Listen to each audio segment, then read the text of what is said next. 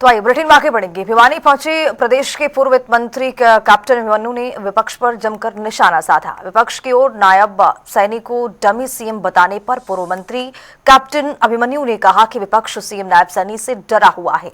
हरियाणा की सरकार दिल्ली से अब नहीं पहले चला करती थी। इसके अलावा कैप्टन अभिमन्यु ने पूर्व सीएम और नेता प्रतिपक्ष भूपेंद्र सिंह हुड्डा पर भी पलटवार कर दिया। क्या कुछ कहते हुए नजर आए, सुनिए। उसको जब करंट लग जाए, जब नायब सिंह जी से डर जाते हैं। देखिए, जब दिल्ली से सरकार कौन सी चलती थी?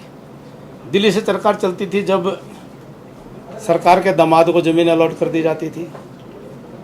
दिल्ली से सरकार जब चलती थी जब देश के उद्योगपतियों के लिए SEZ की ज़मीनें उनको धक्के से किसानों से दिलवा दी जाती थी।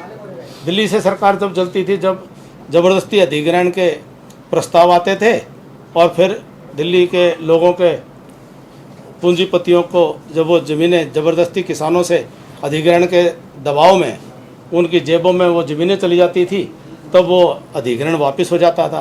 दिल्ली से सरकार जब चलती थी जब उनको पंचकुला के अंदर नेशनल हेराल्ड के लिए वो प्लॉट जो है पुराना खारिज किया हुआ प्लॉट ज़बरदस्ती उनको अलॉट करवाना होता था। तो दिल्ली से सरकार तब चला करती थी। आज हरियाणा के हितों से कोई समझौता नहीं होता है। निश्चित तौर पर वो पूरा का पूरा मामला वह राजनीति से प्रेरित था।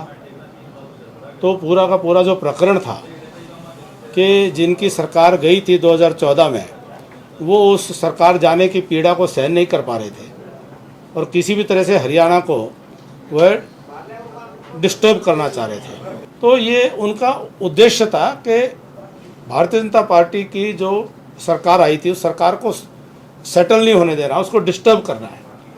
उनकी पार्टी के जुड़े लोगों ने शहर के अंदर और शहरों के अंदर जिस प्रकार से आगजनी की, लूटपाट की, आम जन को जिस प्रकार से उन्होंने प्रताड़ित करने का काम किया, विषय केवल एक व्यक्ति का नहीं था, विषय केवल एक परिवार का नहीं था, विषय था हजारों वहाँ पर आगजनी के शिकार लोग हुए, हजारों गाड़ियाँ चली, दुकानें जली, कितने ही प्रतिष्ठान जले।